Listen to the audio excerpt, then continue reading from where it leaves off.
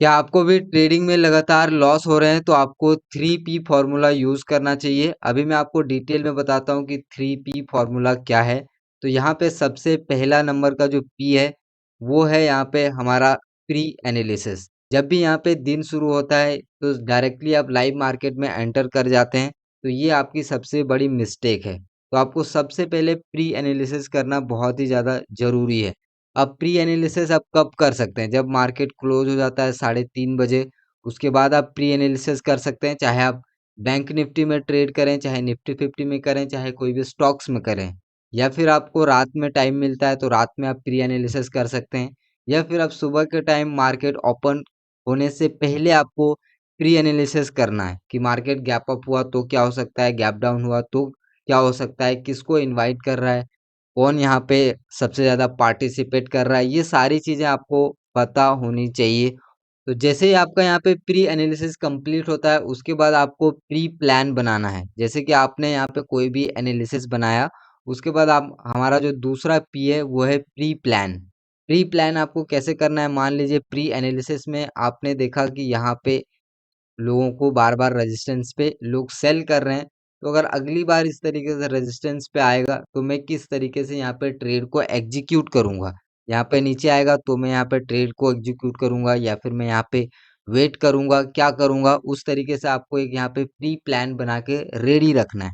अब ये ज़रूरी नहीं कि आप जो भी एनालिसिस करेंगे, मान लीजिए आपने एनालिसिस किया कि आज मार्केट इस तरीके से नीचे जाएगा, तो ज़रूरी नहीं कि मार्केट नीचे जाएगा, ऐसा ही जाएगा, हो सकता है मार्केट ऐसे चला जाए। तो आपका कोई भी जो यहाँ पे प्री एनालिसिस है वो पूरी तरीके से फेल हो गया। इस कंडीशन में आपको क्या करना है? लाइव मार्केट में दोबारा ऑब्जर्वेशन करना है।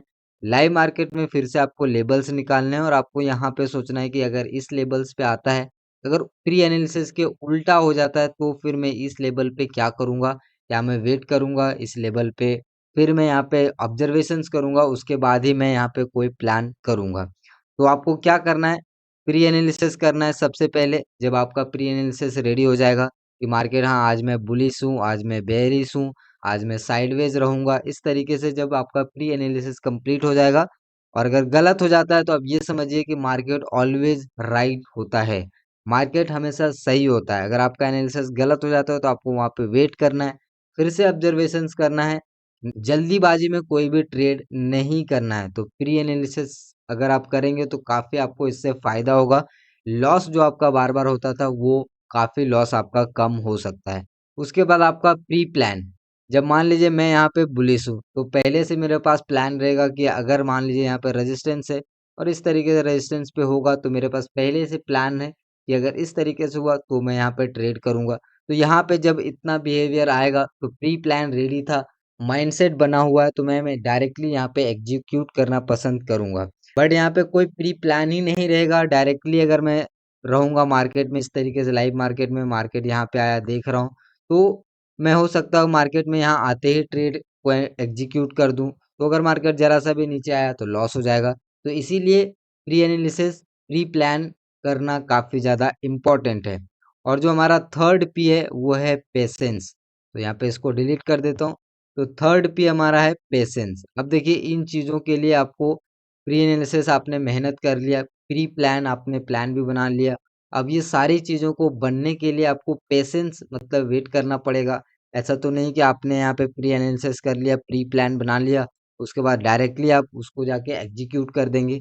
उसके लिए आपको पेशेंस रखना पड़ेगा कि आपने जो भी लेबल बनाया है, जो भी आपने प्री प्लान किया है, एनालिसिस किया है, उस लेवल पे आएगा, तब आप जाके उसको एग्जीक्यूट करेंगे। तो उसके लिए आपको चाहिए पेशेंस। तो इस पेशेंस को आपको डेवलप करना है, पेशेंस को रखना है। पेशेंस स्पेशली कहाँ पे ज़्यादा काम आता है वो मैं आपको थोड़ा-सा चार्ट पे दिखाता हूँ। पेशेंस स्पेशली काम आता है जब इस तरीके का मार्केट में मोमेंटम आ जाता है, उसके बाद ये देखिए, अब बड़ा-सा मूव आ गया, इसके बाद हर कोई एक्टिव हो जाएँगे यहाँ पे। हर एक रिटेलर, बच्चा-बच्चा सबको पता चल जाएगा कि मार्केट में मूव आ चुका है, अब ये होगा। तो उसके बाद भी जो पेशेंस का ज़रूरत होता है वो सबसे ज़्यादा इम्पोर्टेंट होता है। और ऐसे में अगर आप पेशेंस रखेंगे तो देखिए, अभी इसके बाद कोई भी मोमेंटम नहीं हुआ है। तो पेशेंस काफ़ी ज़्यादा इम्पोर्टेंट है, ना कि आपका जो 3P में पेशेंस काम आएगा, प्री एनालिसिस, प्री प्लान में पेशेंस काम आएगा, बल्कि पेशेंस आपका ट्रेडिंग करियर में हमेशा काम आएगा। तो ये था 3P का कॉन्सेप्ट। मेथड, तो अभी तक आपने ये चीज़ नहीं कर रहे हैं तो आप ज़रूर करिएगा।